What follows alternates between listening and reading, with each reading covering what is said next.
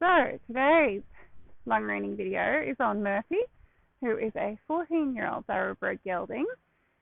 Now, my job parameters for today were to either ride or long rein Murphy. I've decided to long rein because I am not feeling 100%. Currently, I'm COVID negative, but I've actually picked up another test to test myself again, but I'm doing that after my job, so I'm not going to be one of those people that is in public. Wow, they're COVID positive if I'm positive. But I only tested like a day ago and I was negative, but I'm still suspicious. So, either way, there's nobody here. I've sanitized everything before I grabbed it. And so I've literally not had any contact with anybody. So, as I said, Murphy's a 14-year-old gelding. And what I discovered from my last ride on him is that he likes to just jog off. Now, you saw in the first little bit of this video, he was just trotting off, and I hadn't actually asked him to. So that's the thing that he actually does on the saddle.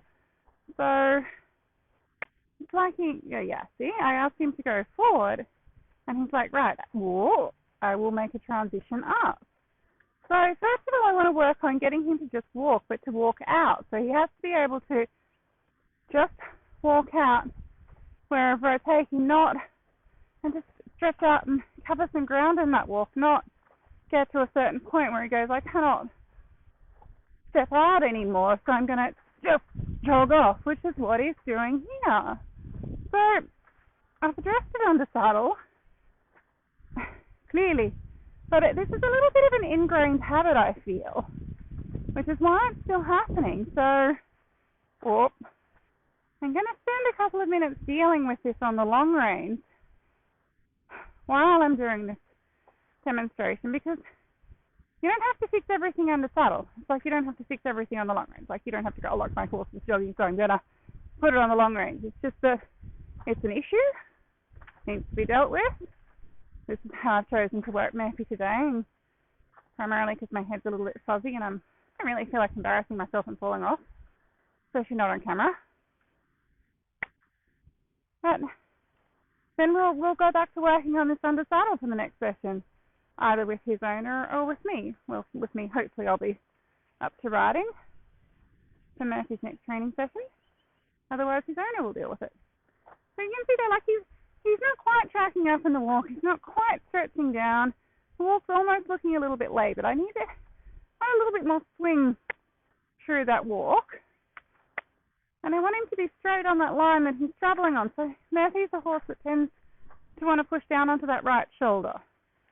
And there, I asked him to go a little more forward and he jogged. So in a dressage test, that's like a 2-point loss for a jog in your medium walk or your free walk. So that's a big point loss, but from a comfortable perspective, I like to ride a horse that will just step out and walk, not just jog off. He needs to walk a little better, but it's still looking laboured. So I don't want to, you see he's still a little leading with that right shoulder as well, as he's coming around on that right shoulder. Murph, come on mate. Shoulder. Do another direction change, but I want to see a gradual direction change, not like he's just spinning it around on that inside leg. I'll try to swap the whip around on the back of you, but basically, as long as it's not affecting them, you can swap it however you want. Really want him to stretch out and down more. That's better. So Murphy's got that's better. Alright, that's better.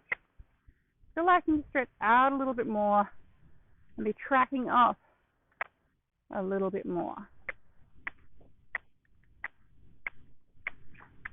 Let's go for a walk up the long side.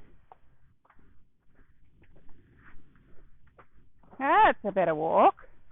That's actually tracking up. A little veer off that long side. Try and get that a little straighter.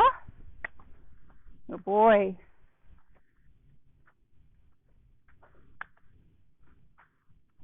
Alright. That's the walk I'm looking for. So there's no value just putting a horse on the long reins and or the lunge and letting it just cruise around doing its own thing. I like my horses to go on the long reins how they're going to go on under saddle. Come on, don't back off, buddy. Come on. See, I'm taking myself a little to the outside. That's because Murphy likes to fall around on that inside shoulder. So I'm trying to provide a little bit more support from the outside rein without blocking that smoother, more ground covering walk. Good boy! So he thought about jogging then and just didn't. That's progress. Alright. Just going to come in for a sound check. Oh. Make sure we've captured all this. Right. And we're back. Move Murphy down alongside a little bit. Let's sort of work on him travelling straight. So he sometimes wants to lead with his shoulders rather than following his nose. So that's always a thing. So now we're just going to do a little bit of trot work. I'm going to say, trot on. Relatively still because I'm tired and it's hot. And again, this is the and steady, and steady. This is the purpose of long reining him rather than riding him. Sit. So we'll just do and move, and move, and move. Some transitions within the pace. Just pivot back on us.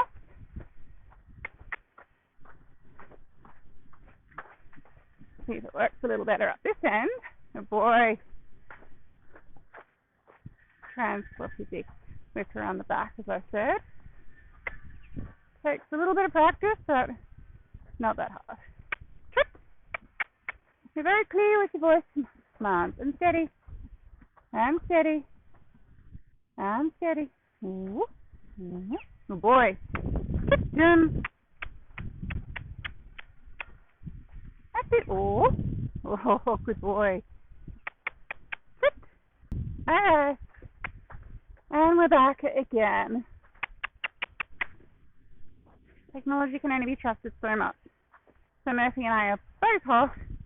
So we're just going to do a little canter on each side. And then we're going to finish. Because our main focus for today was getting that walk. And me not cooking myself. And trip. Trip. So let's see how we've gone with our training. Getting Murphy a little bit more rounder and connecting in this right canter transition. Canter. Canter. Yeah. Good boy. Canter. Canter. Canter. That is actually immensely better for a first canter strike off for Murphy. He often likes to almost do a little hop and get quite hollow and trot. Good boy. And steady. This is room to maintain balance and connection. Canter. Yes, Murphy. Good boy.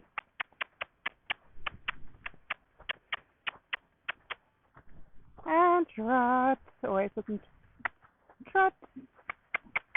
So a little steady. Oh. Whoop. And walk. And walk. And good job. I'm going to leave it today on the canter on this side because we worked really hard on getting this canter round and connected without him coming above a bit into the canter transition, as I said. And good job, buddy. Sorry, that was my fault. Walking. Come on, there has to be something in between.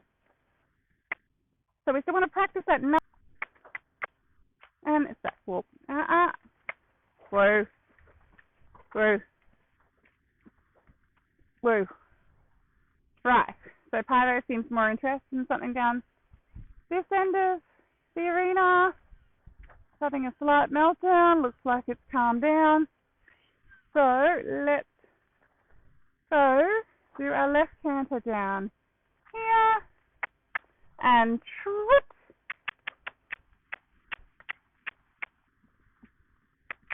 Nice even rhythm and tempo in the trot. So we prepare. Canter.